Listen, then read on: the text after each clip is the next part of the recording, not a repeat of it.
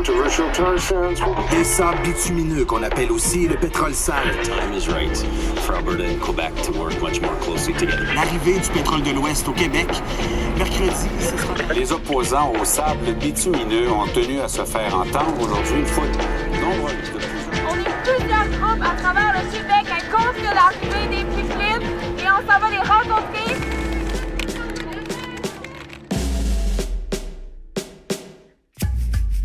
Aujourd'hui, on va vous présenter une pièce idéale participative du cabaret Oléoléoduc et c'est ça qu'on présente un peu partout dans toutes les communautés qui sont affectées par la ligne 9 et par la ligne de Trans-Canada. Vous savez pas ce qu'il a fait? Non. J'ai enchaîné après une bande de pompage de l'oléoduc. Ah, ça, non! Vous savez pas que c'est la désobéissance civile de notre Congo? C'est facile des tribunaux.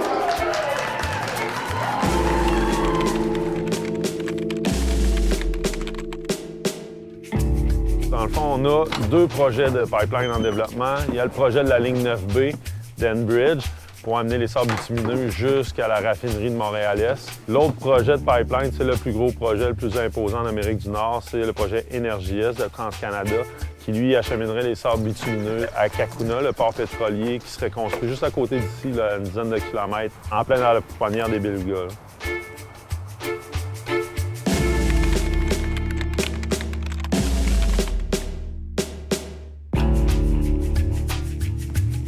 Midi 45, il faut qu'on soit au studio Radical. Je vous rappelle que vos représentants sont disponibles pour des entrevues individuelles. Les décisions politiques sont influencées de façon négative par des centaines de lobbyistes des compagnies pétrolières et gazières. Et nous, notre travail, c'est justement de faire contrepoids pour assurer qu'on fasse des choix cohérents et responsables.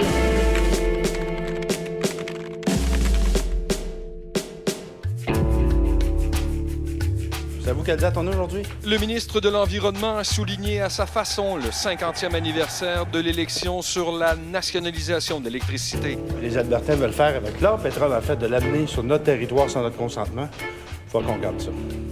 Est-ce qu'on est mal chez nous ou pas mal chez nous sur notre territoire? C'est ce qu'on va voir.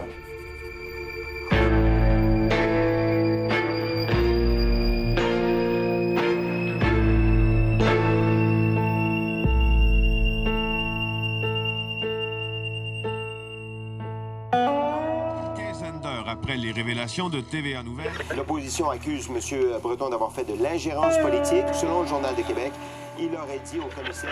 Loyer impayé, expulsion, fraude à l'assurance-emploi, suspension du permis de conduire, plus de 500 bouteilles de vin vide. L'environnement, Daniel Breton sera convoqué en commission parlementaire pour s'expliquer sur sa... que le ministre de l'Environnement a déjà dit que le pétrole albertain ne passerait pas sur le territoire du Québec, tant et aussi longtemps que le Québec ne donnerait pas son feu vert.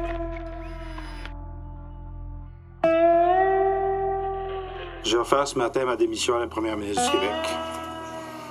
J'ai posé ce geste car je ne voulais pas nuire à son travail et au travail du gouvernement.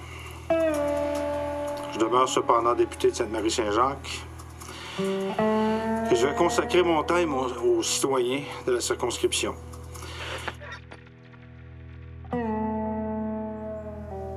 Pourquoi Daniel Breton, on met tant de pression?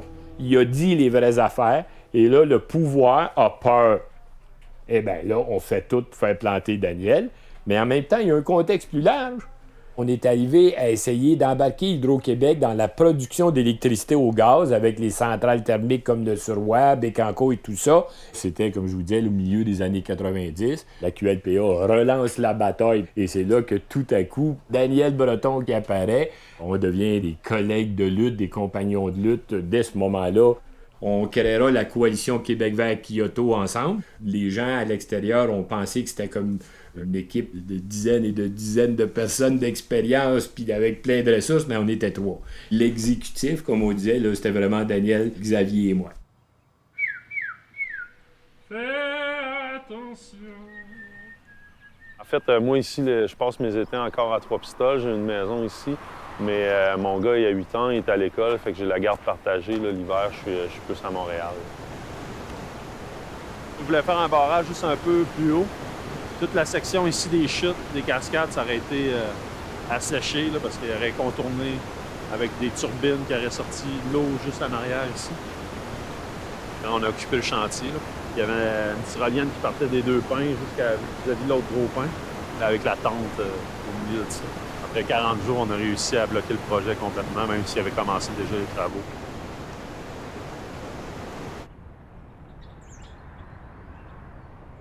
Aujourd'hui, on s'est vraiment fait un plan stratégique. Qui on est des gens qui sont impliqués dans le quartier de Verdun, qui revendiquent à travers l'art pour améliorer les conditions de vie de nos citoyens. Puis l'idée est vraiment aussi de pouvoir décider en tant que citoyen les transformations du quartier.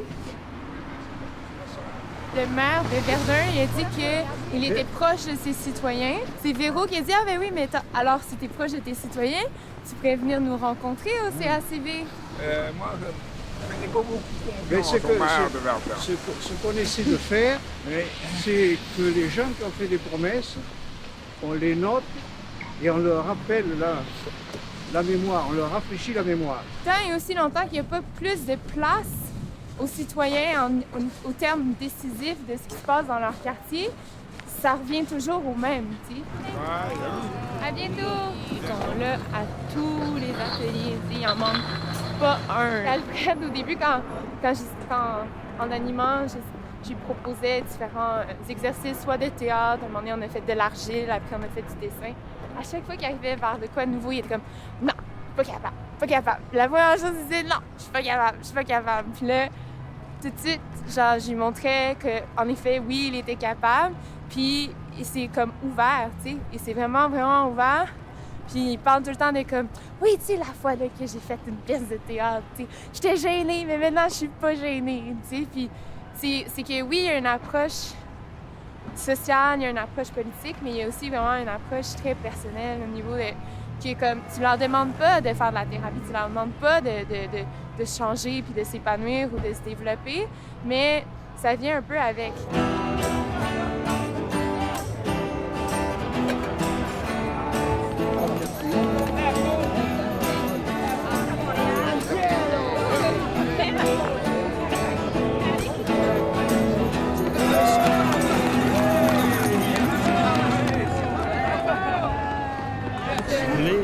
À mon bureau. Mon bureau est juste au bord de la rue, c'est ça? Ah ouais? Tu sais où est-ce qu'il y a de la Giovanni? Amé? Entre les deux, il y a une porte. Tu montes au 3e, c'est là mon bureau. Oui. Moi, quand je regarde dehors, je vois le parc. OK? Tu peux pas te déconnecter de la réalité, de l'itinérance de précarité. Tu regardes dehors, c'est ça que t'as. Joyeux Noël, tout le monde. Joyeux Noël, merci d'être venu. Bye bye. Merci.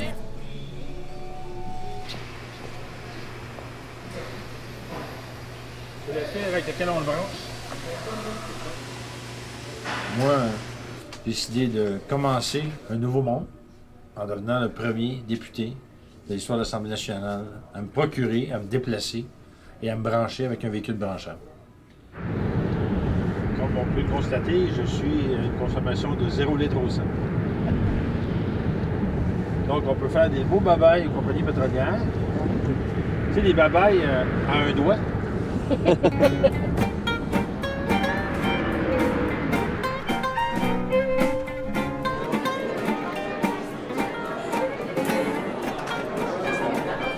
Je te dis ça à toi, là, mais dans le devoir de lundi, là.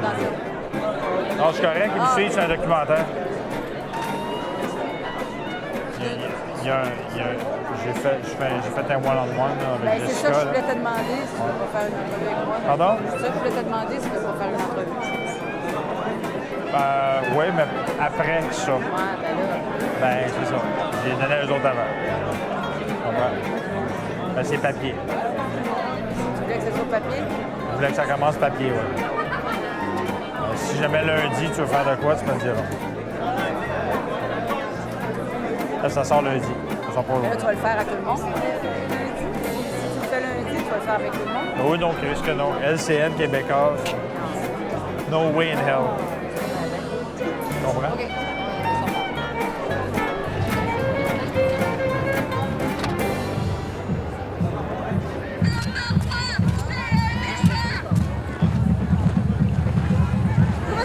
Puis là, ils en ont jamais trouvé. Premier chef, vous avez vu ce qu'on ce qui est veut leur sorti? dire, là, de l'école moteur, c'est que c'est assez. On en fait du travail. On pense que que le réseau n'est pas capable de prendre. Par le vous autres aussi montez au découpeur, mais ça se ramasse en Si bas. vous suivez on les n'a pas médias, d'argent. si vous suivez les médias, vous savez combien j'ai souffert d'être militant pour l'environnement? Je sais c'est quoi crever pour ses convictions.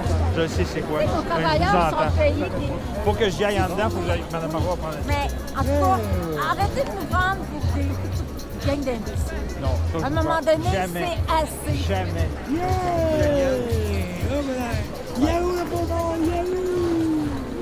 Bonjour. Ça va bien? Bien, vous? Oui. Oui, en forme. En pleine forme. Hey, comment ça va? J'espère que tu vas revenir à un moment donné en position de force.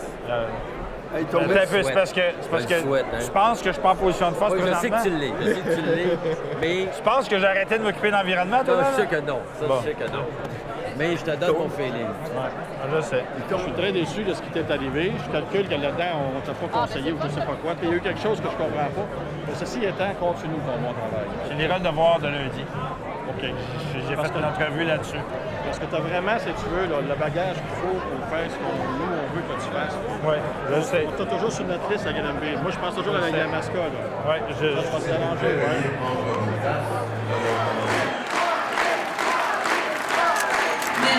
Merci du fond du cœur.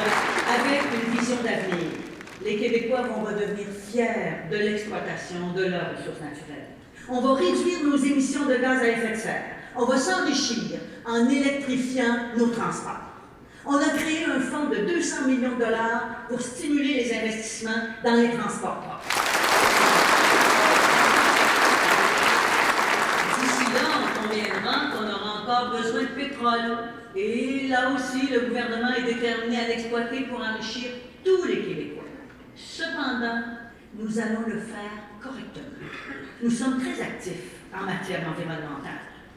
BAP générique et moratoire sur les gaz de schiste. Fin des mini-centrales, fin de l'amiante, fin du nucléaire. Ça change au Québec.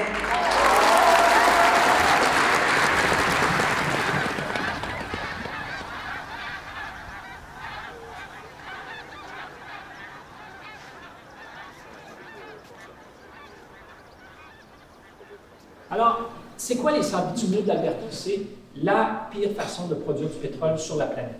Il n'y a rien de pire que les sables bitumineux, même pas le pétrole qu'on fait au Venezuela, même pas ce qu'on fait au Nigeria, c'est ici. Alors maintenant, on peut ajouter à la grande liste des choses qu'on peut voir de l'espace, comme la muraille de Chine, par exemple, les lacs d'eau contaminés des sables bitumineux. C'est notre contribution, hélas, au Canada, au patrimoine mondial. Les compagnies de pétrole canadiennes ont un prix pour leur baril qui est le prix de l'Ouest du Canada. Puis ce prix-là, c'est 30-40$ de moins que le prix international.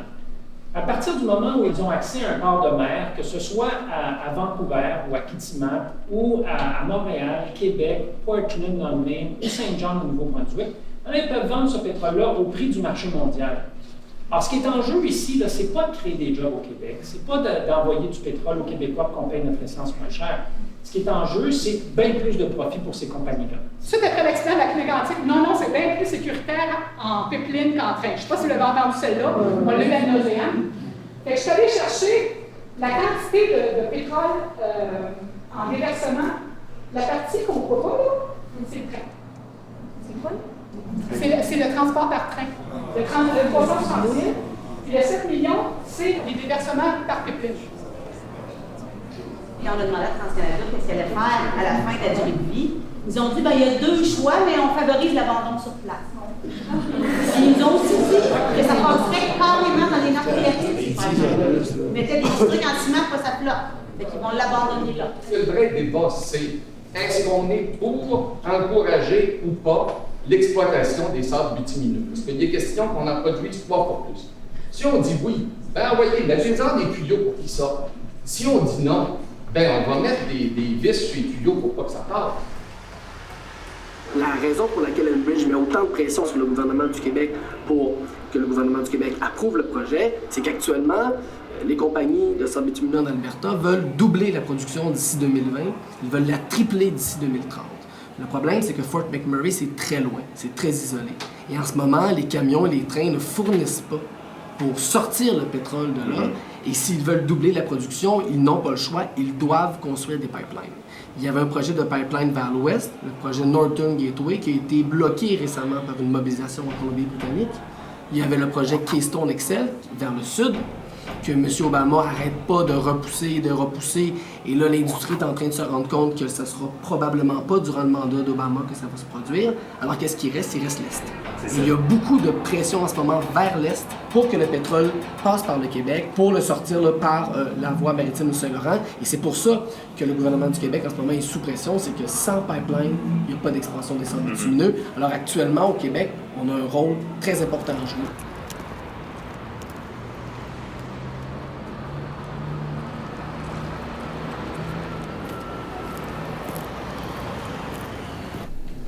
Alors, bonjour, Madame le commissaire, Messieurs les commissaires. Dans le cas particulier du présent dossier, l'association que je représente ne saurait trop insister sur le fait que la preuve produite par Enbridge sur les questions environnementales et de sécurité est très rigoureuse et qu'elle devrait contribuer à rassurer l'Office national de l'énergie quant à ces aspects du projet. Vous avez démontré qu'il y a eu beaucoup d'améliorations au niveau des polluants. Plusieurs actions ont été prises pour améliorer la qualité de vie par rapport à l'air et autres choses. Est-ce que les actions qui ont été prises par l'association ont augmenté l'acceptabilité sociale? Est-ce que ça a eu un effet? Nous croyons que oui, par unanimité, et au moins au niveau de l'acceptabilité sociale. Cette femme vivait près d'une grosse usine qu'on appelait une raffinerie. Quand elle a appris le vieux tuyau transportait du bitume dilué jusqu'à la raffinerie, elle commença à s'inquiéter. Elle se demanda ce qui sortirait de la chimie de la grosse usine. Est-ce que ce sera mauvais pour sa santé? Elle s'inquiétait aussi parce que l'air de sa ville était déjà pollué et que beaucoup de gens autour d'elle étaient malades. Pour avoir des réponses à ces questions, elle décida de se rendre au bureau de M. Enbridge, qui était situé tout près de chez elle. Monsieur Enbridge, lui demanda-t-elle, j'habite tout près de l'usine qui transformera votre bitume dilué en or noir. Est-ce que je peux craindre pour ma santé? Monsieur Enbridge, l'air un peu ennuyé, lui répondit, Madame, moi je transporte du bitume dilué. Si ce qui se passe avant et après, ce n'est pas mon domaine, je ne m'en soucie pas. Après moi, le déluge. Alors nous, les jeunes, qu'est-ce qui va devenir de nous? Et vous, Monsieur Enbridge?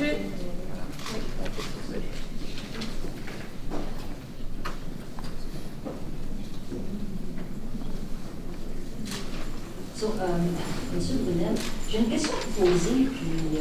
Madame, vous avez raison que l'acceptabilité sociale, c'est extrêmement important. Mr. Enbridge, we refuse that your old pipeline security system crosses our land.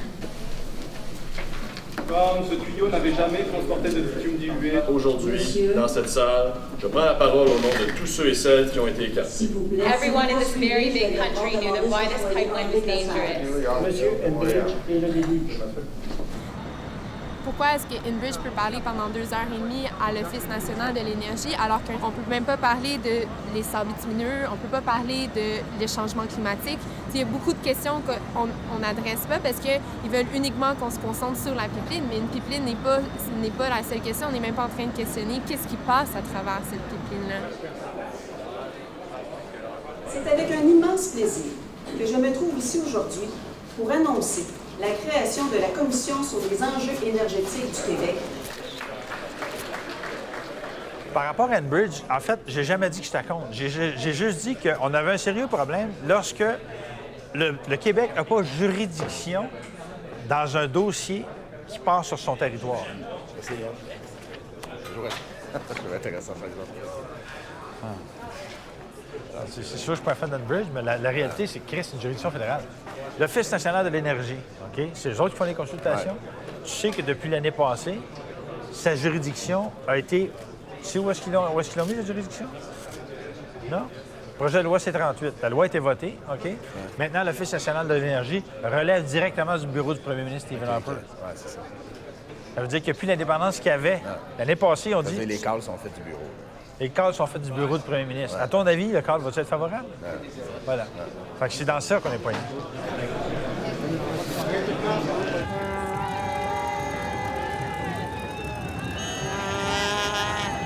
C'est de plus en plus évident que la Terre est menacée. Alors ça, ça commence à devenir sérieux. Alors il faut s'en occuper tout le monde. Hein? Qu'on aime l'idée ou pas, c'est pareil. Moi, M. Languérand, je l'avais rencontré dans le cadre de la bataille du Suroît, ça fait presque 10 ans. Oui, c'est ça. Hein? C'est ça. Et puis, ce que j'avais trouvé extraordinaire, c'est que tout de suite, ça avait connecté. Hein? Oui. Depuis ce temps-là, ben, on mène nos batailles à notre manière, mais qu'il y ait du monde dans la rue, qu'il y ait du monde au gouvernement, qu'il y ait du monde comme vous. Dans le fond, on a tous besoin les uns des autres. Oui. C'est ça qu'il faut faire. On continue parce que l'unité est là. Les changements climatiques, on ne peut pas dire que c'est mauvais si ça se passe en Arabie Saoudite ou en Alberta et choisir comme société de faire la transition pétrolière, d'aller dans le golfe du Saint-Laurent, sur l'île d'Anticosti, dans les basses terres du Saint-Laurent, de faire de l'exploitation pétrolière. On peut passer cette étape n'est pas obligée. On a tout ce qu'il faut au Québec pour être une société modèle, pour bâtir l'économie de demain. Pour ça, il faut cesser collectivement d'avoir peur, de quitter notre mentalité de porteur d'eau qui maintenant se transporte en porteur de pétrole albertain.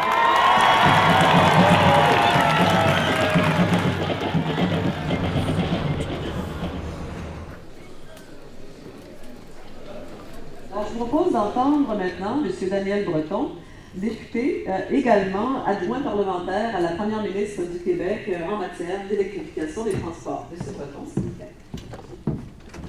Je voudrais faire un petit survol historique de l'électrification des transports pour que vous voyez d'où on vient, pour qu'on voit où est-ce qu'on va aller. Je ne sais pas si vous avez vu la sortie d'Yves François hier, de l'environnement. Non, je ne sais pas. Non. T'as-tu l'article? Je ne l'ai pas vu. J'ai regardé la presse ce matin, je n'ai pas vu autre chose. Bon, on n'est plus obligé d'intervenir. Parce que le ministre disait qu'il veut devenir partenaire des compagnies pétrolières pour assurer leur développement et qu'il était contre l'approche philosophique des écolos. En fait, tout à fait entre nous. Toi, c'est l'article d'aujourd'hui, moi, c'est l'article d'hier. Ouais. L'article d'hier. Mais en même temps, vous êtes joint d'équipe avec les autres ministères. Hein. Ça fait partie de nos alliés, en théorie. C'est ça? Oui, mais moi, quand Yves-François se parle en disant des choses comme ça, c'est ça. Faut dire que ça m'aide bien gros. Ben non, justement. Mais pourquoi, comment ça se fait? Vous ne pouvez pas accorder vos flûtes avant que tout ça se passe, tu sais?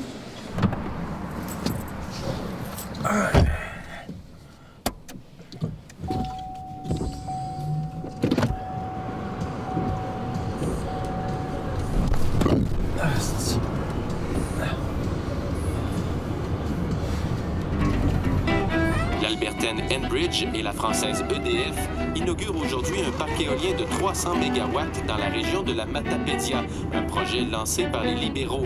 Daniel Breton soutient qu'il ne faudrait pas laisser les compagnies étrangères développer l'éolien au Québec. Comment ça se fait que nous, on ne serait pas capable de faire de l'éolien avec une compagnie pétrolière albertaine va venir faire ce projet-là? Je trouve que ça n'a aucun sens. Des déclarations qui embarrassent. C'est un point de vue personnel, ce n'est pas le point de vue du gouvernement. Ces propos provoquent les moqueries de l'opposition. Nous autres, on pense même peut-être qu'on devrait peut-être même pas présenter de candidat à sa circonscription à la prochaine élection parce que je pense qu'il y a quelque part, il nous avantage. Le ton a changé complètement. L'histoire du pipeline, où ce qu'on annonce que le pipeline passerait au Québec, puis Daniel, il dit, ben là, attendez, là, il va falloir que le Québec soit consulté. Fait qu'on avait un ton pas mal moins réceptif que ce qu'on a vu après avec Pauline Marois puis le nouveau ministre de l'Environnement, Blanchet. Je me souviens d'une conférence de Zachary Richard qui était venu faire aux îles de la Madeleine suite à la catastrophe du golfe du Mexique. Puis il dit, vous savez pas à quel point vous êtes chanceux de ne pas avoir mis le pied dans l'engrenage. Du moment qu'il va apparaître une plateforme, il va être trop tard. Puis c'est l'avertissement qu'il avait à nous donner. Puis c'est, comme il dit, lui, c'est pas quelqu'un qui est anti-pétrole, mais qui est conscient que quand il y a un environnement qui est déjà qui a été souillé comme la Louisiane puis le golfe du Mexique, bien, la chance qu'on a d'avoir quelque chose d'une richesse comme le golfe Saint-Laurent, où on a toutes les baleines qui sont devant Tadoussac, tout le corridor migratoire des grandes baleines passe sur Old Harry. Il faut se poser des questions là, sérieuses.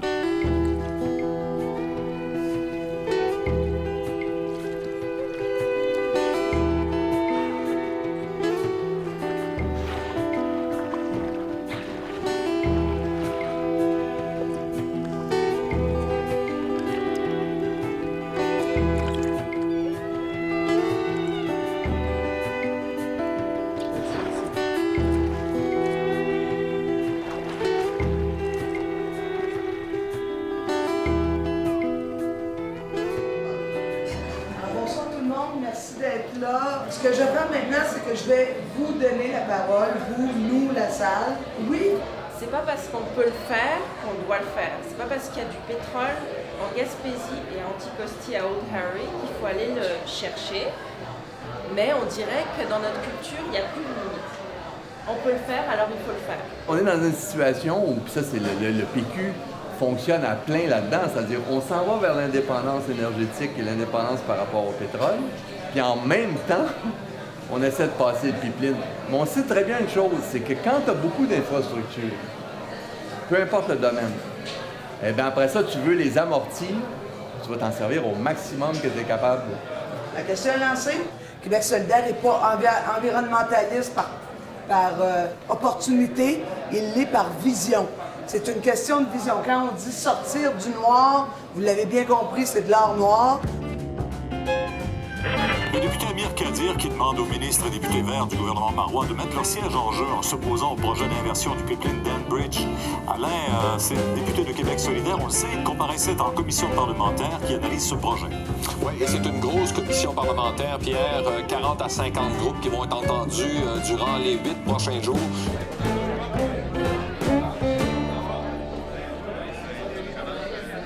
Comme au Salon Bleu, c'est l'heure de la période de questions. Oui. Quand toi, quand Mme Ouellette, quand M. McKay, vous avez tous été élus, tu peux imaginer le party qu'on a eu. Ouais. On a dit, enfin, même s'ils sont élus sur la bannière du PQ, les Verts sont là. On te nomme ministre, on nomme Mme Ouellette ministre. Écoute, on n'est pas juste là comme par eux, on est là pour de vrai. Ouais. Qu'est-ce qui s'est passé? On a sorti le Québec de l'amiante.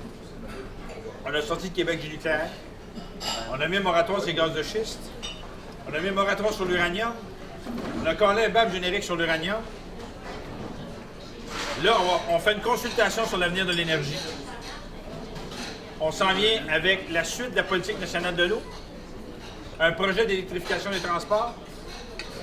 On a annulé 5 projets sur 6 de mini-centrales. On lance un plan d'efficacité énergétique bientôt. Puis là, les gens nous disent, les libéraux et le PQ, c'est pareil. Ah oui. En bon québécois, là, quand moi j'entends ça, de la part de personnes, des groupes citoyens, de la part de certains groupes écologistes, je saute ça d'eau. OK? Écoute, c'est clair qu'on n'est pas parfait, mais il n'y a jamais eu un gouvernement en 1 an qui en a fait la moitié de ce qu'on a fait depuis le dernier siècle. Et on n'a pas fini. On n'a pas fini. Oui. Une des choses que je trouve inacceptable, c'est l'oléoduc. Du pétrole qui va venir des sables bitumineux. Okay. Et François a annoncé qu'il y aurait une audience sur le projet Enbridge. OK? Mais Joe Oliver, ministre de l'Énergie fédérale, OK, a dit, vous pouvez faire toutes les audiences que vous voulez, de toute façon. Pas de vos affaires. Pas de vos affaires. C'est TransCanada et le BAP qui a le droit de dire quelque chose. Oui, t'as raison. Et on va dire notre mot. Parce qu'à un moment donné, c'est pas clair. La première ministre de l'Ontario, elle a exprimé ses craintes pour Enbridge, comme M. parlait. Tu sais, elle a passé un message. Pauline Marois, elle n'a pas passé le message. Non. Au niveau communication, on a fait des erreurs. Ça, c'est très clair. Mais comme je vous dis, là, ce dossier-là, là, tout le dossier de l'énergie, avec Martine, je peux vous dire qu'on travaille très fort pour ça dans le bon sens. Moi, je me suis fait là. Tu présentes les faits, bing, bing, bing, bing, bing. Moi, je lis le préambule et les recommandations. On a 10 minutes de présentation, ouais. Ça a tendance à rapetisser des années. On avait toujours 20 minutes de présentation, puis 40 minutes pendant des années et des années. Il va rester 3 minutes. Puis je me souviens de la période où c'était 90 minutes, tu avais 30 minutes de présentation, puis 1 heure de questions. La consultation Twitter, 140 caractères. Une mémoire à 140 caractères. Non, tu vas pouvoir mettre un pic de toi fâché.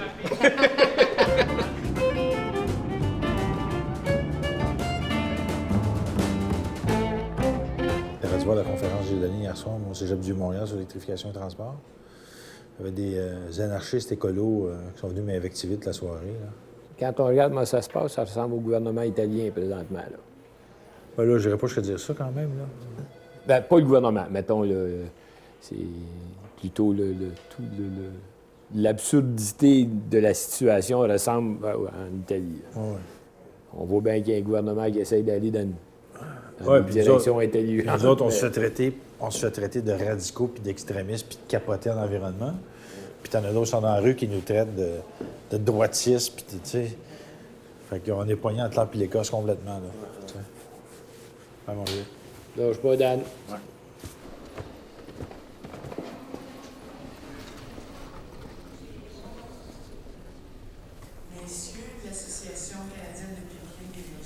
Quand on commence à étudier le tracé d'un pipeline, on identifie les endroits qui sont plus problématiques par rapport à l'environnement et généralement ce que l'on fait, potentiellement on pourrait justement installer des valves pour réduire le déversement s'il y avait un déversement.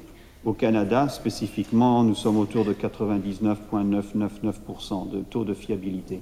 Je souhaite la bienvenue aux représentants de la QLPA et disposer de 10 minutes. À l'instar de plusieurs groupes citoyens, sociaux et environnementaux, la QLPA tient à exprimer sa profonde déception à l'égard de la forme restrictive de la présente consultation. Ce qui doit changer au Québec, c'est d'arrêter de jouer du violon et d'agir de façon responsable. Et quand on l'a fait au Québec, à toutes les fois, l'économie du Québec en a été gagnante. Et moi, je vous disais, je suis un gars de la construction, bien, j'ai bâti à Baie James tout à coup. Ah. Et ça, je pense que c'est quelqu'un du Parti libéral qui avait eu cette idée-là il y a longtemps. Hein? Et qui, après ça, il a passé l'autre bord et est allé au Parti québécois. Mais je pense que tout le monde au Québec se rappelle que quand au Québec, on a mis la barre haute pour produire l'énergie la plus propre et être indépendant au niveau énergétique, c'est ce qui a mis le Québec au monde. Eh bien, c'est ce qu'on vous demande de faire encore. Merci, Mme la Présidente. Bienvenue, Mme Bellil, M. Legendre. Merci. Je constate qu'une bonne partie de votre rapport est basée sur le fait que le pétrole qui serait acheminé s'il y avait renversement du débit serait du pétrole provenant des gaz bitumineux. Est-ce que vous auriez la même conclusion si ce n'était pas du pétrole qui provient des gaz bitumineux? Des sables bitumineux, je m'excuse pas encore. Quand on dit que le pétrole de l'Alberta est un pétrole sale, c'est pas parce qu'il vient de l'Alberta qui est sale. C'est parce que sa composition et sa façon d'être produit en fait le pire problème environnemental qu'on connaît au monde. Alors, le Québec est alors des choix responsables. Les députés du Parti québécois sont très sensibles aux emplois dans l'Est de Montréal. Et pour nous, ces emplois-là nécessitent qu'on s'attarde à toute l'industrie pétrochimique et qu'on l'aide à être concurrentielle. Merci, Mme la Présidente. Bonjour vous deux. Je veux vous dire que moi, j'entends très bien ce que vous dites. C'est vraiment éclairant. On ne peut pas dire que vous ne jouez pas avec notre conscience. Je veux dire, on n'est pas sourd. On n'a pas, moi, personnellement, je n'ai pas l'expertise pour analyser, critiquer ce que vous dites, mais je l'entends bien. Nous reprenons les travaux. Monsieur Huard, bienvenue. Pour mettre les choses au clair, ma présence ici ne doit pas être interprétée comme une légitimation de la tentative du gouvernement à montrer qu'il est à l'écoute des citoyens. Il s'agit plutôt, à nos yeux, d'une consultation bâclée, l'équivalent du greenwashing dont est friande l'industrie pétrolière, mais appliqué tristement au processus démocratique. Est-ce que vous voulez qu'on exclue le conseil municipal? Le but d'un théâtre forum, puis la raison aussi pourquoi on avait monté les cabarets, c'est d'essayer d'avoir une réponse des communautés. Puis dans les interventions, ils venaient tout le temps en grosse gang. Ils disaient « Bon, mais il faut aller chercher plus de monde. » Puis c'est là que la mobilisation de groupe, la pression du groupe devenait de plus en plus évidente comme solution. C'était quoi son intervention? Il a décentralisé le pouvoir, il a ramené du pouvoir aux gens. Fait que c'est quoi que tu essaies de créer, dans le fond, avec ça? En fait, c'est de créer une manière d'agir qui est autonome de tous les pouvoirs, qui en fait ne nous écoute pas vraiment, font semblant de nous écouter, puis qui sont souvent corrompus par les compagnies, puis par les paliers de gouvernement au-dessus. OK, mais je vais conclure sur ça, qu'on a décidé d'organiser une marche pour créer un réseau entre toutes les municipalités, parce que ce qu'on s'est rendu compte, c'est qu'à l'intérieur des municipalités, le monde était mobilisé, mais ils n'étaient pas en lien souvent au Québec. Et c'est ça qui manque en ce moment, surtout par rapport à Enbridge et à TransCanada. Et vous êtes super invités à venir nous rejoindre, marcher le temps que vous voulez. Yes!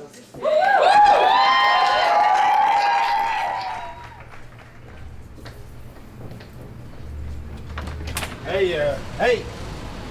Chris ton camp de site, toi, là. Pour les petits bras de l'autre en avant de la porte. Sac ton camp.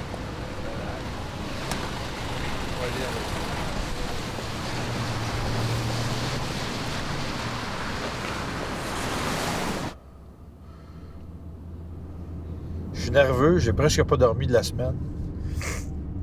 Je suis stressé, j'ai le trac. Mais je pense qu'on peut être très fiers.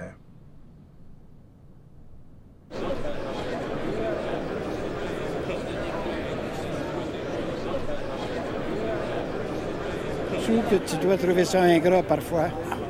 Oui, mais aujourd'hui, je trouve pas ça ingrat. Non? Je considère là où j'étais il y a un an, quand je me faisais taper dessus à bras raccourcis, puis un an plus tard, ce qui se passe, me dit que ça a valu la peine de persévérer. Non, mais souvent, c'est comme ça. Hein? Il y en a qui font la bataille, puis il y en a qui en récoltent ensuite le résultat, mais l'important, c'est que ça se fasse. Oui, exactement. Allô, André!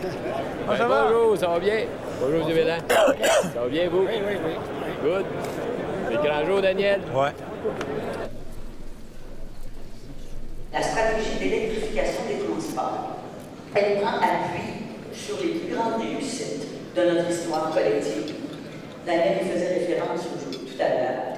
Encore aujourd'hui, le maître chez nous de Jean Lesage, de René Lévesque, il résonne dans le cœur de tous les Québécois. Québec donne le feu vert à l'exploration pétrolière sur l'île d'Anticosti. Le gouvernement marois a annoncé des ententes avec plusieurs entreprises afin de confirmer le potentiel de cette région.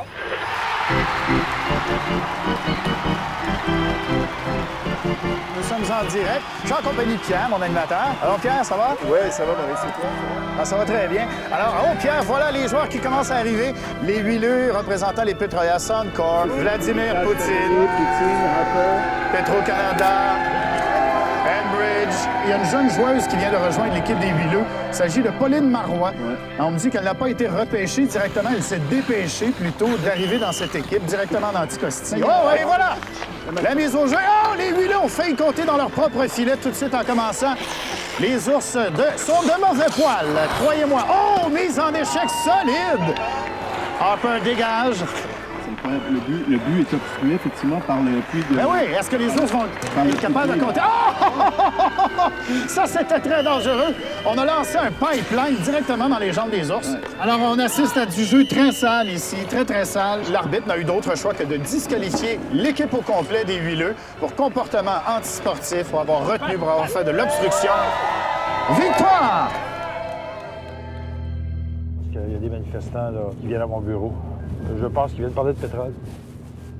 Là, il y en a plus qui rentrent, là. Ça a l'air, oui. Du poivron, de l'eau, un café? Merci, non. Moi, j'aurais de la misère à me regarder. Ça vous arrive pas des fois de vous regarder dans le miroir puis dire je suis-tu en train de mentir en pleine face du monde puis faire de la communication politique sur des choses que vous avez défendues pendant des années? En tout respect, je veux dire, c'est que vous présumez de ma bonne ou de ma mauvaise foi. Non, moi, je vous dis juste que si vous voulez être conséquent, j'espère que vous ne restez pas avec le parti. Je suis conséquent. Et c'est pour ça que, justement, je travaille sur cette réflexion-là et que la semaine prochaine, vous allez entendre le fruit de mes réflexions. L'ancien ministre de l'Environnement et du Développement durable du gouvernement marois appuie finalement l'exploration de pétrole sur l'île d'Anticosti. Daniel Breton va même jusqu'à expliquer son avis dans une vidéo. Un titre sur ma position oui? qui est à n'importe qui. Qu'on le prenne sur Anticosti, qu'on le prenne en Alberta, qu'on le prenne ailleurs dans le monde, ça a toujours un impact écologique, c'est certain. Mais si on ouvre le pipeline, ça envoie le message qu'on peut continuer aussi de cette façon-là. Non, M. Breton? Non, c'est justement ça. Ce qu'on dit, c'est que ce pétrole-là, si on l'exploite, ça doit se faire de façon transitoire. Et il faut qu'on continue à mettre en place des mesures pour qu'on diminue de façon importante notre consommation de carburant. Les femmes autochtones du Québec a pris une position justement contre les pipelines et les sables bitumineux. On continue la lutte.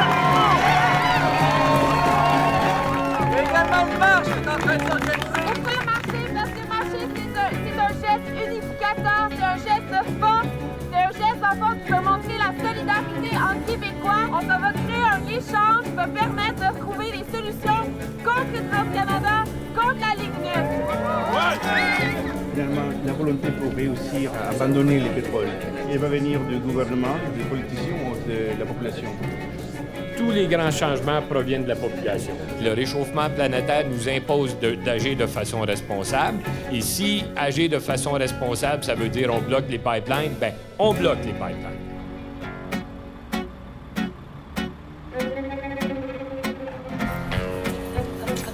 J'aime ça faire quand les gens sont en organisation, ils disent la démocratie, ça dans la vie.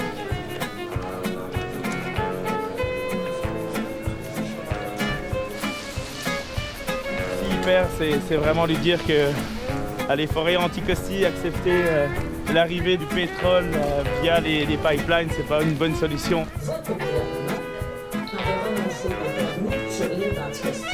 Ils sont déconnectés de votre réalité. Ça me fait penser à l'émission de hockey 110% après la game de hockey. Il y en a un qui a plaqué l'autre, puis un qui a enfargé l'autre, tout ça. Ça, pour moi, c'est du 110% de la politique. C'est aussi superficiel et, pour moi, ridicule que 110%.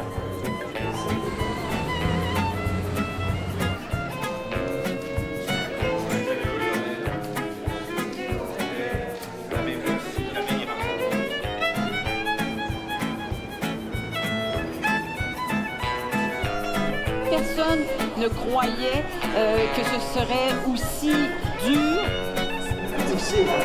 C'est-à-dire que l'électorat québécois bouge beaucoup. M. Breton est même pas là. Non, c'est de la lutte. Depuis tout à l'heure, Mme Massé a pris l'arrière, repris l'avant, mais c'est une lutte qui se fait toujours avec la libérale.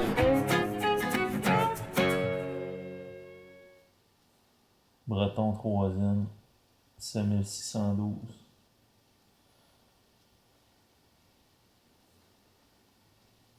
Il y a quelque chose que je comprends pas. C'est le chemin de fer 2.0, le pipeline. C'est la Confédération à l'ère moderne. C'est l'unité canadienne. Puis le PQ, ben, à la place de dire nous autres, on veut un pays avec les énergies vertes, énergie renouvelable, tout ça, puis on n'a pas besoin d'énergie sale, de votre énergie sale, gardez-la, tu sais, puis on veut montrer l'exemple pour la planète entière, puis bon. Il y avait tout ça, c'est un plateau d'argent, puis ils ont embarqué dans le pipeline. Moi, je comprends pas. Là-dessus, je vais questionner Breton, je comprends pas. Je sais pas si vous avez vu dans les journaux aujourd'hui, là, que là, tu sais, l'UPAC est sur le cas du Parti libéral avec le financement, avec Normando, puis Marc-Yvan Côté, là. Tu sais, quand je regarde toute la corruption qu'il y a eu avec ce parti-là, qu'eux reviennent majoritaires, là. Comme disait mon grand-père, il y a des coups de pied au cul qui se perdent. Fait que c'est ça. Fait que là, je vais aller faire autre chose. Je sais pas quoi. C'est vraiment pas quoi, mais comme ça fait 15-20 ans que je m'occupe des autres, ça fait 15-20 ans que je m'occupe d'environnement, puis que je m'occupe d'électrification, puis que je m'occupe d'énergie, puis que je m'occupe du Québec. Là, je pense qu'il est temps que je m'occupe de moi, puis de mes proches.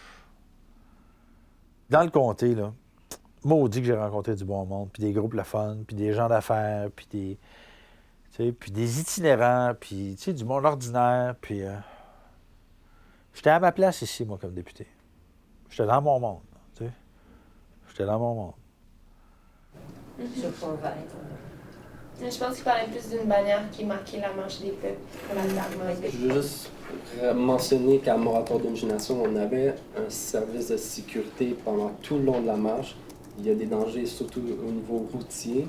On est quand même sur des voies passantes. Et il y avait aussi un service d'ordre à chacune des manifestations. On pourrait se servir de la crédibilité qui va s'être établie tout au long de la marche comme un peu une autoprotection, justement. Si on fait une publicité que la marche elle est multigénérationnelle, on n'a pas besoin de s'inquiéter de la répression policière. Moi, ça ne m'a pas effleuré l'esprit que ça pouvait être une marche non, entre guillemets, légale. Là. On n'aura pas le choix de reculer tant qu'on ne saura pas. Et on pourrait se priver de l'appui de l'agglomération de Longueuil. Ça ne veut pas dire qu'on va l'avoir, mais il y a des bonnes chances. Parce que les villes sont tout à fait les premières qui essaient de faire le plus possible des efforts en réduction de gaz à effet de serre.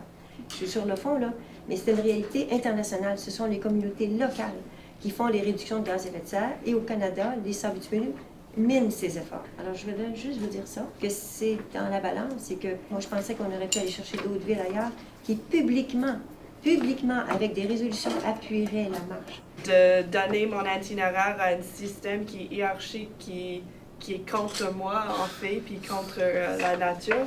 Mais c'est notre discours, mais je sais pas, ça me rend dans des... Elles sont plus respectueux, genre, c'est vraiment pas correct. C'est une opinion, oui, mais genre faire des soufflements, genre, c'est vraiment insultant, genre. Ah ouais? Oui. Excusez, hein? C'est une question qu'on devait discuter il y a longtemps, on l'a reporté tout le temps, on reporte encore, on part la semaine prochaine et on ne prend pas de décision. Ça marche pas, là. Et là, on nous offre Longueuil sur un plateau d'argent, mais on préfère manifester sans donner notre itinéraire. Là, moi, je comprends pas. Si on décide qu'on ne veut pas donner notre itinéraire pour des raisons politiques, puis idéologiques, puis stratégiques, il y a des autres manières que les gens peuvent nous rejoindre. Ce que je sens, c'est que vous êtes en train de dire « Hey, nous autres, on veut réveiller le monde » parce que c'est sûr que là, il n'y a pas de riposte organisée contre l'arrivée des sables bitumineux au Québec.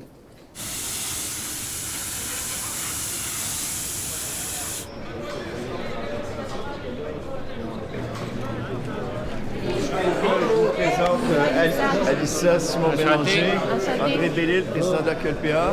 T'as entendu parler de la marche, hein? Ouais. On l'appuie, c'est Alain qui en est responsable pour nous autres. Oui, merci d'ailleurs de l'appui et de nous soutenir et de nous aider. Je vous parlais tantôt de mon bon ami Daniel Breton, qui a été celui qui m'a converti à la cause de la voiture électrique. C'est lui qui m'a sorti du pétrole, des grosses cylindrées, de tout ce que vous voulez. Je sais que Daniel est avec nous, il ne devait pas être là, mais là, il est arrivé et on va l'écouter. Le dernier événement officiel auquel je voulais participer comme député et comme responsable du plan d'électrification du gouvernement, c'était de remettre des médailles de l'Assemblée nationale à 2 personnes qui ont beaucoup fait pour l'électrification des transports au Québec. Allô? Allô, Alissa est l'organisatrice de la marche des peuples pour la Terre-Mère qui va marcher Kakuma jusqu'à Kanesatake. Protester contre les pipelines. Contre le pipeline Énergie-Est. Trans-Canada? Ouais.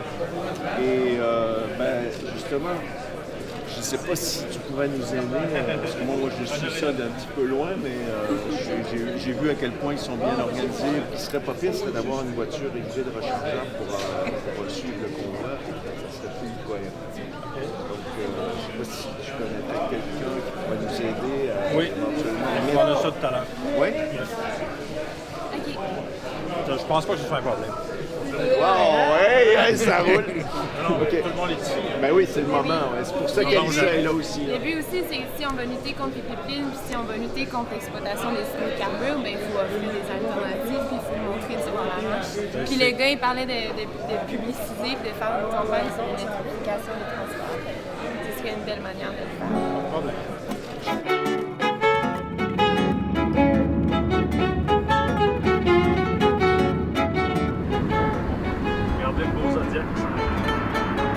Coast Guard, moi. Ça en va-tu à Kakuna? Qu'est-ce que tu penses?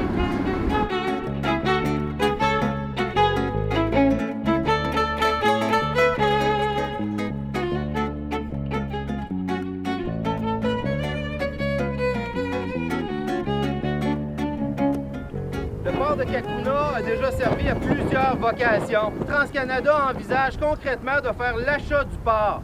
Donc, on part d'une installation qui est publique, qui appartient à l'ensemble des Canadiens parce que c'est un port fédéral, pour devenir à l'entreprise privée.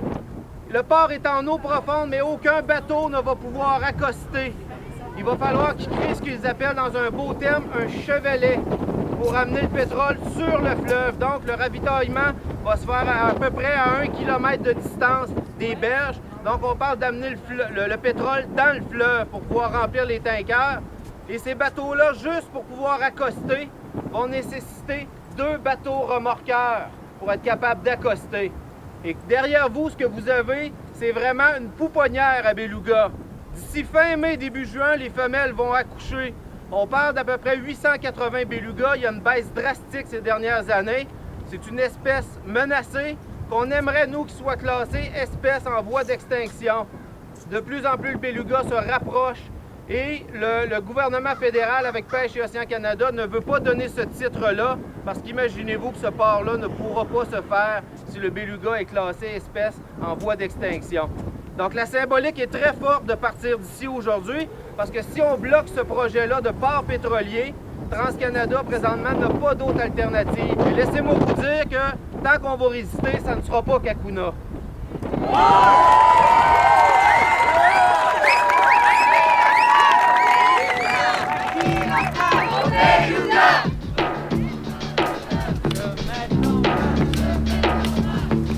Ces manifestants sont partis cet après-midi pour un long périple, une marche de près de 700 km qu'ils souhaitent accomplir en une trentaine de jours. Le but, traverser 32 communautés pour sensibiliser des Québécois à leur cause. Avec cette marche, ils souhaitent crier leur opposition à l'oléoduc Énergie Est et au port pétrolier de Kakuna.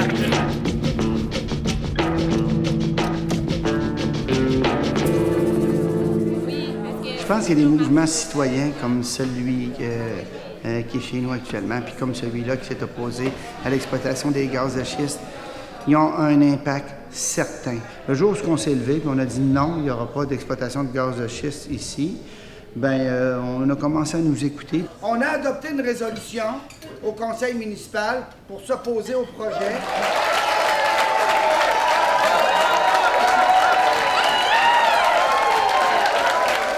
Demain matin, on va venir déjeuner. Les élus, les conseillers municipaux sont censés d'être ici pour ceux qui sont disponibles. Alors, on vient déjeuner avec vous autres en signe d'appui, puis on vous admire. 5 heures du matin? Non. La seule raison de ma présence ici dans la marche des pas pour la Terre-Mère, c'est pour porter un seul message, c'est de prendre en considération enfin les peuples autochtones partout. Et on doit s'unir, Québécois et Premières Nations, ici même, surtout au Bas-Saint-Laurent. Il faut entamer un dialogue ensemble pour justement pouvoir être capable de s'opposer en plus grand nombre à ce projet-là. Tu peux te retrouver en mer. Les Jardins de la mer, c'est de la récolte de plantes tout le long du littoral, sur toute le Kamouraska. On fournit des restos avec des plantes fraîches, salicorne, persimmon, pinard de mer, sabline. Chaque année, on fait un nettoyage des berges, là, comme beaucoup de villages là, qui font comme leur secteur. J'espère juste que ça sera pas du nettoyage de pétrole là, qu'on va avoir à faire. Là. Ça serait vraiment dommage. On va tout faire pour pas que ça arrive. Avant. Mais on n'est pas à l'abri de ça. Fait que, tu sais, le fait qu'on s'en sert comme notre jardin, comme bouffe, qu'on mange le poisson du fleuve, qu'on mange les herbes de la mer, qu'on mange les algues, il me semble que ça serait une bonne raison pour se battre. Cédric, jusqu'à la fin. Moi, c'est Corinne ou Corail, puis je marche jusqu'à la fin. Moi, c'est Myriam, puis je marche demain, puis pour le week-end d'après. Moi, c'est Purée, puis jusqu'à la fin. Alissa, puis j'appelle jusqu'à la fin. Alexandre, jusqu'à la fin. Jamie, jusqu'au bout. Marie, jusqu'à Montréal. Moi, c'est Nicolas, jusqu'à la fin.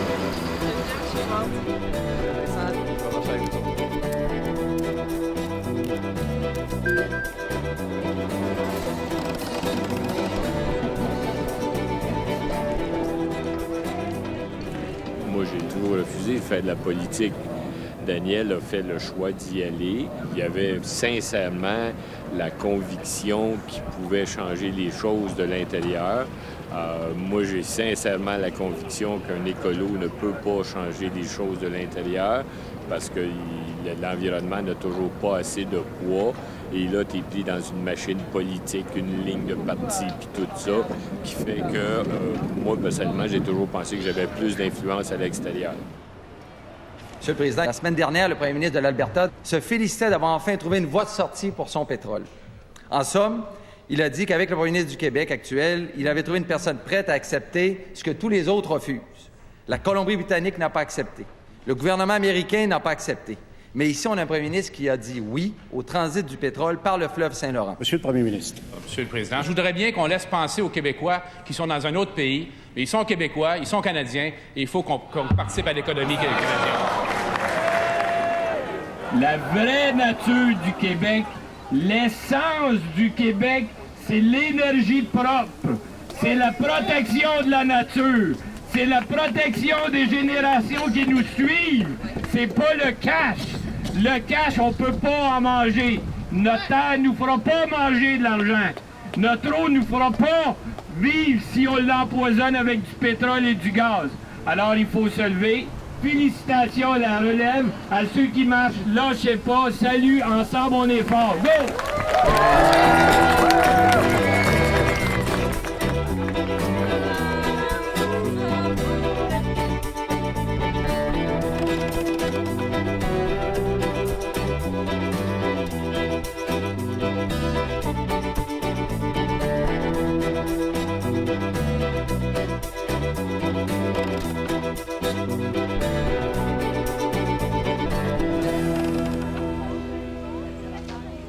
Le problème d'environnement, les problèmes sociaux, c'est tout relié à un déficit démocratique.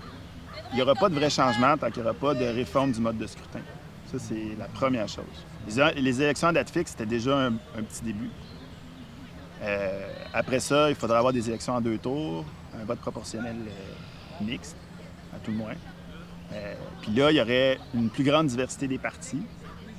Et surtout, ce qui arriverait, c'est que les politiciens seraient obligés d'apprendre à gouverner ensemble au lieu de s'opposer un à l'autre.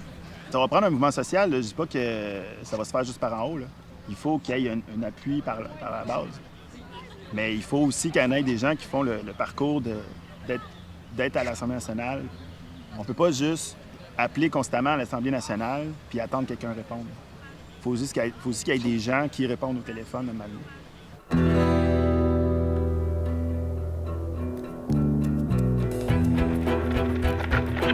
Si vous êtes le moindrement opposé au projet des sables bitumineux, qui est cher au gouvernement Harper, la GRC vous considère extrémiste environnementaliste. Stephen Guilbeault d'Équiterre est en lien. Avez-vous des documents que vous voulez remettre à Mme Léger? Pas vraiment. On était déçus pas mal du fait que le PQ, la ligne 9B, ça soit quelque chose qui était pour parce qu'il disait que ça allait alimenter les raffineries. On ne croit pas à ce discours-là, nous.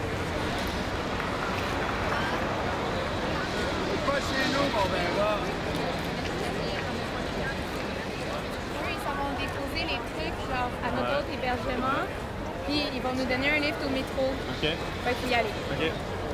Après la marche, on veut organiser un camp d'action climatique quelque part sur la ligne 9B. Je pense qu'une fois qu'on va le proposer au groupe, il y a plein de monde qui vont embarquer. Je veux chercher du monde qui est des pirates, là, du monde qui sont prêts à se faire arrêter et aller en prison s'il faut. TransCanada pourra finalement aller de l'avant à Cacouna avec une série de nouveaux travaux pour la réalisation éventuelle du projet de port pétrolier. Québec a donné le feu vert au forage aujourd'hui.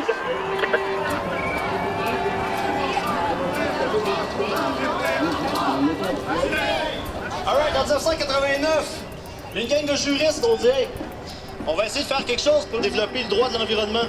Aujourd'hui, je parle pour le CQDE, le Centre québécois du droit de l'environnement.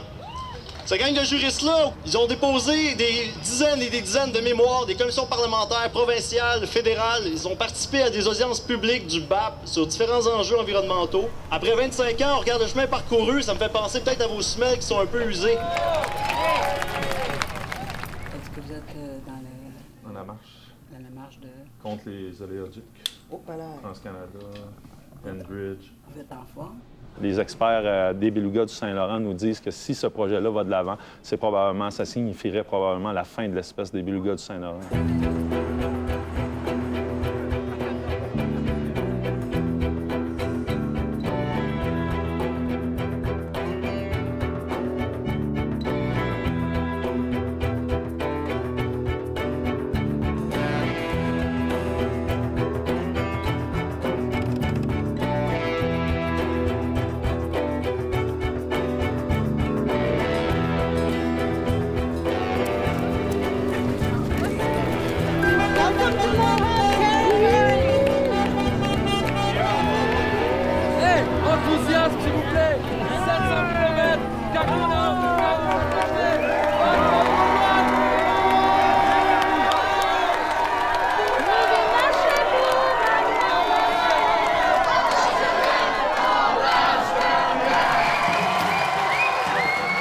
Power is not given.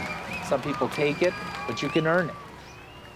Every day, every beautiful event like what happened here today to honor the walkers for the walk for Mother Earth, Mother Terra, it brings in new people into the movement.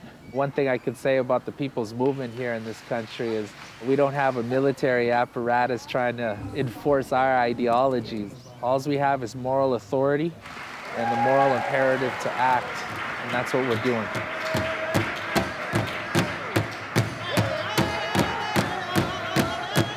Supposons que tu as un militant qui est au gouvernement, qui veut voir les choses changer. Souvent, c'est ça. Le but de la politique, c'est de faire des concessions. Mais comment est-ce qu'un militant peut faire ça en bonne conscience? C'est de faire une concession au gouvernement qui veut exploiter les sables bitumineux, mais toi, tu es contre. Mais lui, il est prêt à te donner de l'argent ou un peu de ci, de ça. Ça va être dur à résister. Alors, c'est pour ça que je dis que c'est une lutte qui va être très difficile, elle va être longue, parce qu'on ne change pas les attitudes du jour au lendemain. Le cours point de presse ce matin pour souligner le dépôt de 28 500 formulaires de refus contre l'exploration des gaz de schiste qui a été recueilli par le regroupement Vigilance Hydrocarbures Québec. Quand les citoyens et citoyennes du réseau Vigilance nous parlent d'acceptabilité sociale, je pense qu'ils savent de quoi ils parlent, parce qu'ils sont allés à la rencontre des gens. Cette acceptabilité sociale n'est pas au rendez-vous et elle est très loin de l'être au rendez-vous. Principal, Madame la députée de Sainte-Marie-Saint-Jacques. S'il vous plaît. Monsieur le Président, je dépose aujourd'hui les déclarations de citoyennes et citoyens des 4 coins de la Rive-Nord, de la Rive-Sud, de la vallée du Saint-Laurent, qui disent 28 500 fois non au gaz et au pétrole de schiste. Depuis son élection, le ministre de l'Environnement n'a pas retourné les appels des citoyens et citoyennes inquiets. Est-ce que le ministre est prêt à les rencontrer aujourd'hui, après la période de questions? Monsieur le ministre de l'Environnement. Merci, Monsieur le Président. Je remercie le député pour sa question et je salue moi-même, même si je ne les vois pas. Il est clair pour nous, Monsieur le Président, que ce soit en gaz de schiste, en pétrole de schiste à Anticosti ou quoi que ce soit qui implique justement la question des hydrocarbures, il va falloir qu'un des éléments essentiels qui soit considéré, c'est l'acceptabilité sociale. Merci, Monsieur le Président. C'est toute la question des lobbies. Par exemple, quand on sait que TransCanada a 14 lobbies à l'Assemblée nationale, qui probablement a beaucoup plus de facilité à rencontrer le ministre que nos 66 000 citoyens qui ont signé le formulaire de refus. Par exemple, Philippe Cannon, c'est l'exemple pétant de ce qu'on veut illustrer par ça. Du travail dans la machine de l'administration publique, au service des élus et notamment au ministère de l'Environnement. Quelques mois plus tard, mettons, tu te retrouves responsable des relations de lobby avec TransCanada.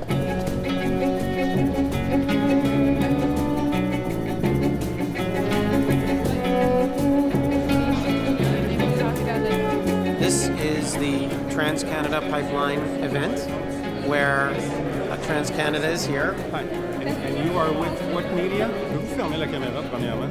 Are you shutting down dialogue? Because there should be some dialogue. You're here. Yeah, to tell the public about what's going on. We're all right? about dialogue. I'm right. discussing so with this gentleman. You're shutting his camera down, then you're not letting me talk to him. You're just shutting me down. I am talking to him. You're shutting me down. You're very rude. Il n'y a pas beaucoup de citoyens, là, mais on a parlé à du monde de TransCanada, puis j'ai appris qu'ils ne savaient pas c'est quoi de la bitume, qu'est-ce que c'est en tant que tel comme produit. Puis là, je lui ai dit, moi, je m'inquiète de savoir que toi, tu sais pas c'est quoi qui va passer à travers tes tuyaux. La compagnie TransCanada essuie un revers. Elle doit cesser immédiatement ses travaux de forage au port de Cacouna. Le ministre de l'Environnement s'est défendu aujourd'hui d'avoir autorisé des travaux de forage dans le fleuve Saint-Laurent à Cacouna, une décision, vous le savez, qui a été très critiquée par la Cour supérieure. Ça met en évidence effectivement que ce secteur-là est occupé par les femelles de mai jusqu'à octobre et donc qu'il ne faut pas faire de travaux, qu'il ne faut pas occuper l'endroit. Après le 15 octobre, on n'a pas vraiment de preuves scientifiques que les belugas fréquentent l'endroit de manière intensive. Fait que nous, notre injonction interlocutoire, au lieu d'aller jusqu'au jugement final, elle s'arrête le 15 octobre. Si une démocratie fonctionne, tu n'as peut-être pas besoin d'aller dans les tribunaux. Les tribunaux, c'est le dernier rempart qui protège justement la démocratie.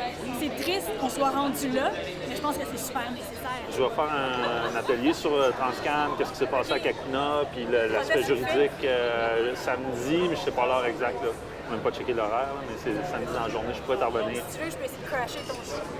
Ben, j'aimerais ça. Ça fait 25 ans que je fais du droit de l'environnement.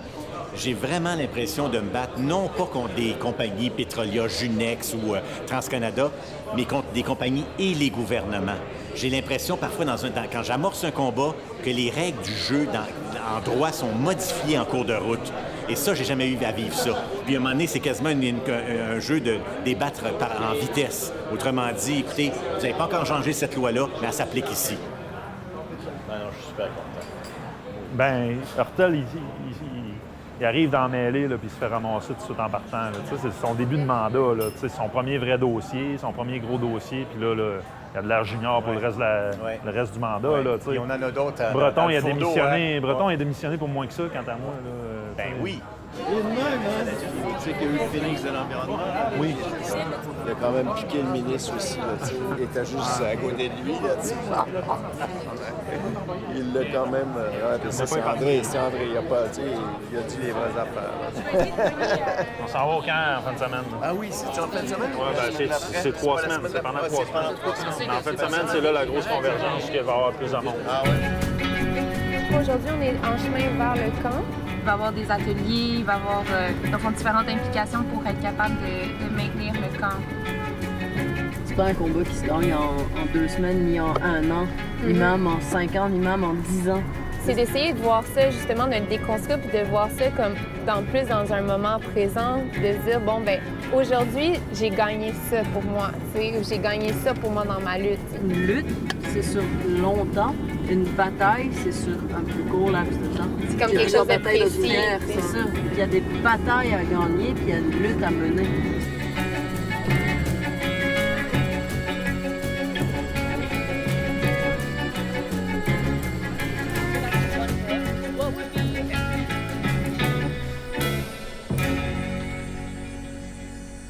Moi, je suis là pour vous parler plus spécifiquement de Kakuna.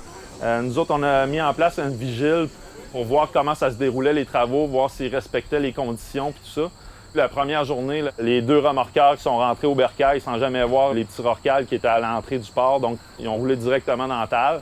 En étant sur le terrain, au moins, ils sentent qu'ils sont surveillés, mais ils commettent quand même des impairs. Ça fait que ça en dit long là, sur leur mentalité.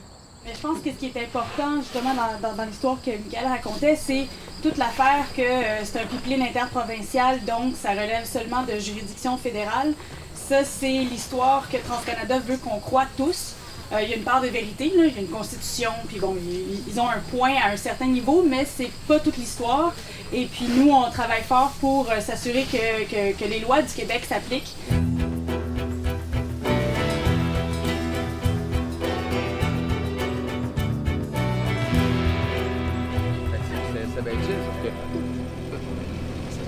C'est lui, Guy. Il y a quelqu'un qui a été corrompu pour autoriser ce pipeline-là à rester là. Parce que c'est pas vrai que quelqu'un de sensé va dire oui, il est bon. Pas après 40 ans sous terre dans l'eau. Parce que lui, il faut pas oublier, il est à côté sur de la terre glace. Donc, quand l'eau rentre, elle reste là. Donc, ce pipeline-là, il est dans l'humidité tout le temps. Puis quand ils l'ont déterré cet hiver, c'était de la boîte. Quand j'ai vu l'état du tuyau qu'il y avait là, c'était dur de savoir que c'était un tuyau en acier ou quoi que ce soit, tellement qu'il y avait de rouille après. Ils ont mis une clampe pour serrer la nouvelle jonction qu'ils ont faite, le petit bout. Ils ont été obligés d'arrêter parce qu'ils écrasaient l'autre section qui n'avait pas été changée. Non, vous ne pouvez pas redécoller ça. C'est une bombe à retardement qu'il y a là. Y a-t-il quelqu'un qui va se réveiller avant qu'il soit trop tard? Combien de milliards ça va coûter pour décontaminer?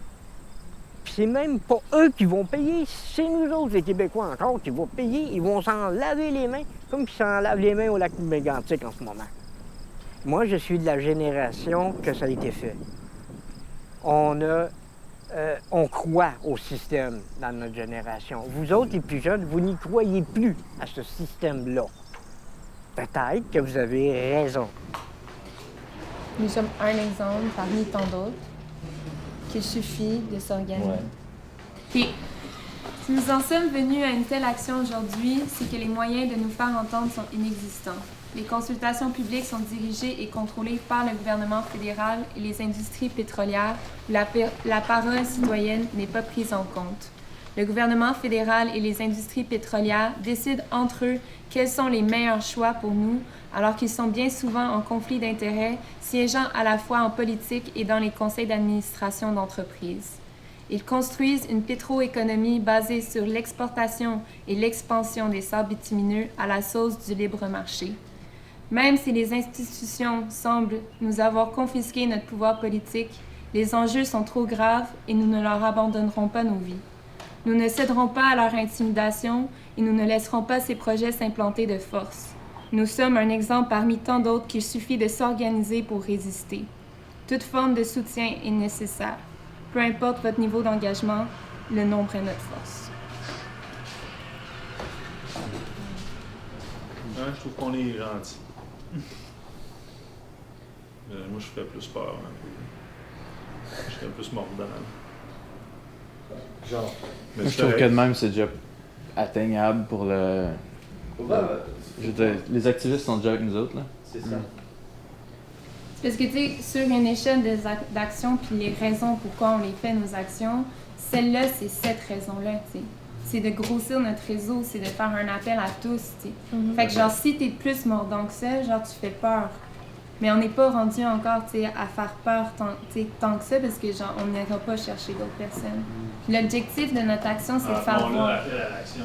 C'est supposé de faire peur un peu plus un manifeste. OK, mais ça... Changeons le titre, là. Appelons-le l'appel à l'action. C'est bon, ouais. 3 ceintures fléchées, 2 colliers, 2 boucles de ceinture.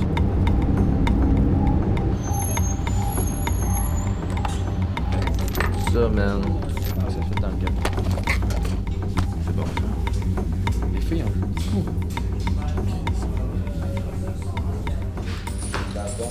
Je vois qu'il y a comme beaucoup de tâches à faire avant la fin, là. Puis,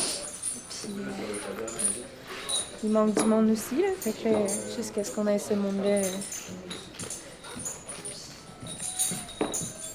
En même temps, comme je sais que tout le monde a des tâches, puis tout le monde est comme au courant de ses tâches, fait que ça va, là. J'ai trop pris de café, je pense. J'aurais pas dû.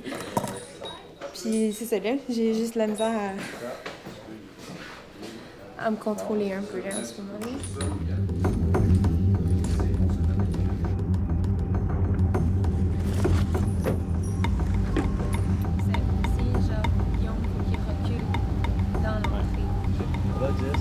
Je suis stressée tantôt, là, c'est correct.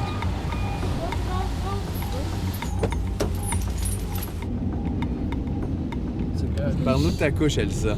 Ma couche est vraiment grande. Elle est vraiment grande.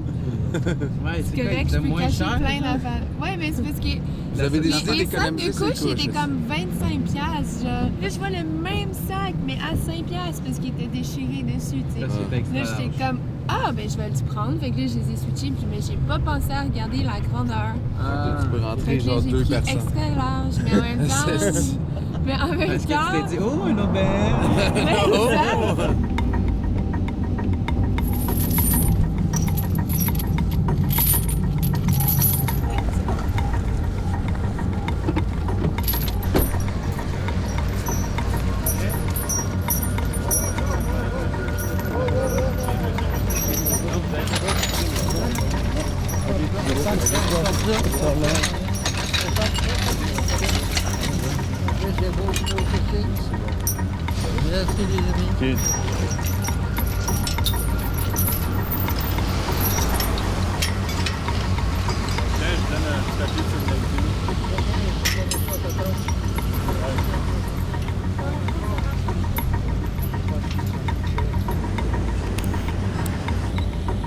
C'est genre le moment que j'attendais.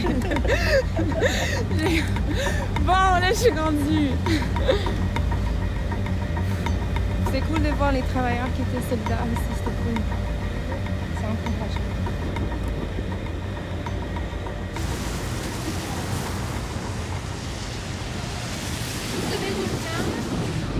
Les médias qui sont là, Jess a les stations de culture en place, les policiers ont donné une couverture à Jess. Ils me l'ont pas demandé, ils sont venus et me l'ont mis dessus. Ils ont tout mis en position. Ils ont mis du choléra dans la couverture. Vous allez voir au fur et à mesure ce qui va se passer. Les personnes vont être délogées et ils vont être arrêtés. Donc, comme ça se fait à chaque fois qu'il y a des choses comme ça, c'est standard. À travers le Québec. Et là, en ce moment, je suis en train de me faire interroger par la police et c'est le premier contact que j'ai. Mais oui, donc nous sommes ici parce que nous disons que les citoyens et les citoyennes ne se sont pas fait entendus sur l'approbation du projet de la ligne 9 et que, justement, nous, c'est notre manière de prendre parole. Oui, fait que moi, dans le fond, je suis enchaînée sur l'entrée de l'enfant sur une clôture, puis l'entrée Mademoiselle, avez-vous quelque chose à manger avec vous, un bout de l'eau? Non, moi, j'ai rien sur moi en ce moment. Vous correct? Oui, je suis correcte. Vous avez une couverture? Ça va, merci. Oui. Savoir où sont les... Non, je peux pas vous le dire. Oui. Et il vient de me demander si...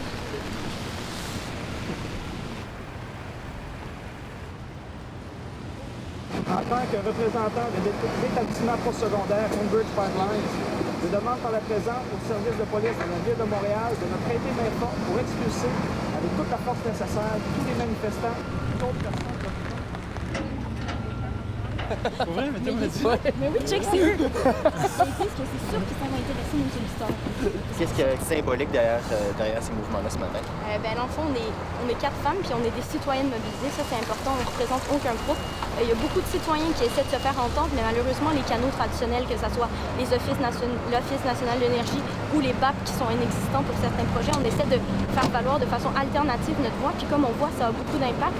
On a réussi à bloquer partiellement les travaux, puis on essaie de créer une vague de mobilisation citoyenne. C'est triste, mais là, présentement, il y a le périmètre qui est alentour d'elle. Je peux pas aller la voir.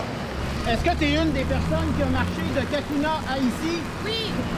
Trouves-tu ça incroyable que tu fais juste te mettre un cadenas, puis tous les médias viennent te voir alors que tu as marché je sais pas combien de kilomètres, puis ça a intéressé personne? C'est pour ça qu'il faut une diversité de tactiques.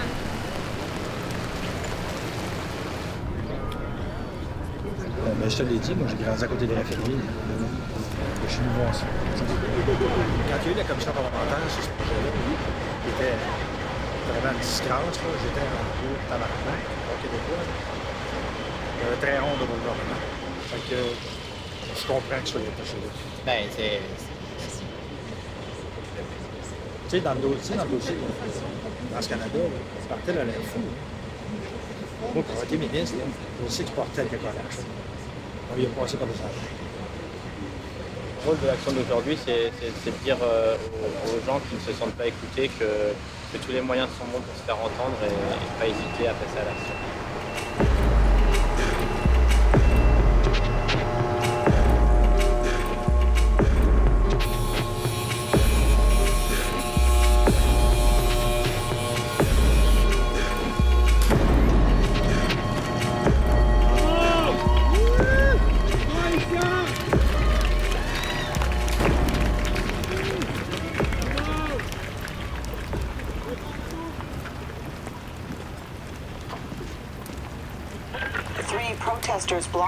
Manifestants qui ont posé un geste spectaculaire.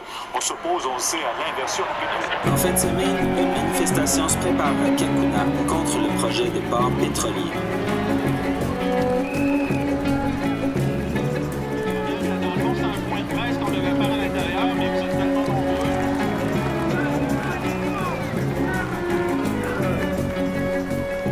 Environ 2000 personnes déterminées à mettre un frein à l'exportation de pétrole par le fleuve Saint-Laurent ont manifesté cet après-midi à Sorel-Tracy.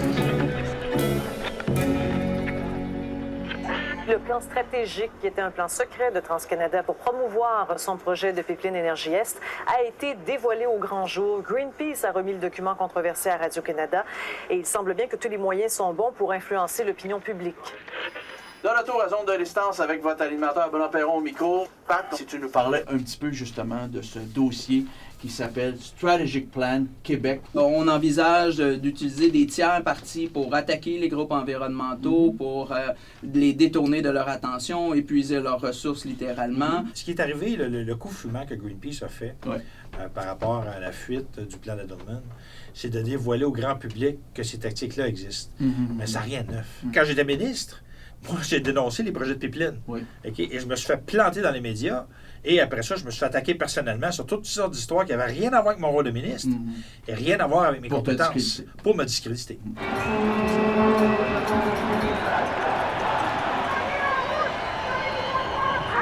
Ça va? Ouais, toi? C'est quoi de stress? Ben là, j'écris au Journal de Montréal, j'écris pour Rouler électrique. Je travaille comme conseiller en électrification des transports. Je pensais jamais d'avoir un ami à un moment donné qui arriverait puis qui serait ministre de l'Environnement puis qui verrait de l'intérieur qu'est-ce qui se passe. Puis te connaissant, moi, ce que je me disais, c'est comment il fait pour respecter la ligne de parti quand ça fait pas son affaire. Au quotidien, quand tu es élu dans Sainte-Marie-Saint-Jacques et que tu travailles sur les dossiers de lutte à la pauvreté, d'itinérance, de problèmes de santé mentale, parce que j'avais compté pas mal élevé, beaucoup de dossiers de culture, j'ai pu aider de façon importante ces gens-là en étant avec le parti du gouvernement. Si je deviens indépendant, là, that's it. Mais parce que le système est comme ça et on a des systèmes de partis politiques. Parce que le système est comme ça. Mais moi, au quotidien, j'ai du monde en face de chez nous, là, à Place Émilie-Gamelin, qui est en avant de mon bureau. Là. Moi, des drogués, là, puis des gens gelés, puis des gens qui avaient des problèmes de santé mentale, là, j'en rentrais à toutes les semaines dans mon bureau pour les réchauffer, pour les envoyer à l'accueil Bonneau, à Maison du Père et tout ça. Ça, OK? Moi, sachant que j'étais au gouvernement et que j'ai pu beaucoup aider ces groupes-là, je sais ce que c'est le quotidien parce que je les ai en avant de ma porte. Et ça, c'est une affaire que les gens, quand ils travaillent sur des dossiers nationaux, par exemple, le pipeline, que ce soit le pétrole, des trucs comme ça, ils oublient que dans ton quotidien de député, là, il y a d'autres choses à faire. Il y a d'autres choses à faire. Puis tu as des préoccupations qui sont urgentes. C'est maintenant.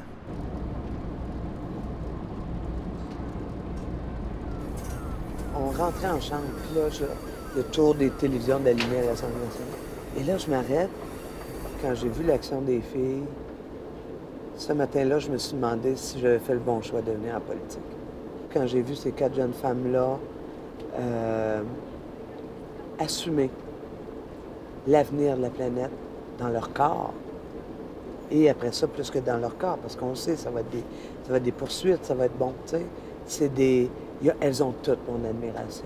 Vraiment, elles ont toute mon admiration.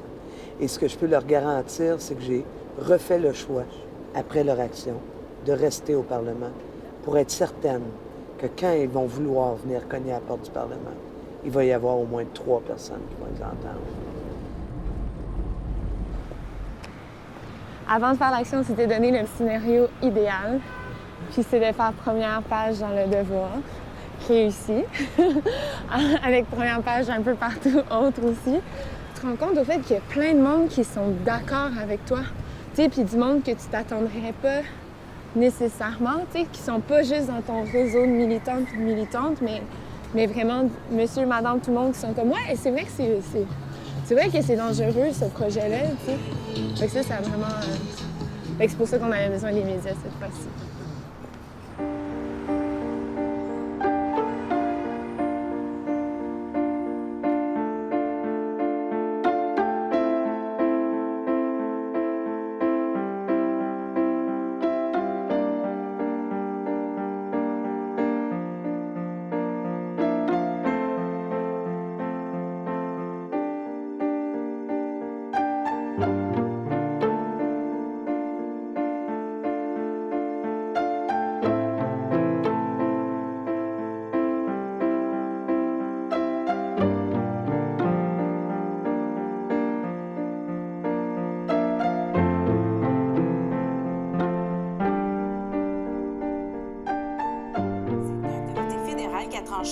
Le beluga de l'estuaire du Saint-Laurent passe du statut d'espèce menacée à espèce en voie de disparition.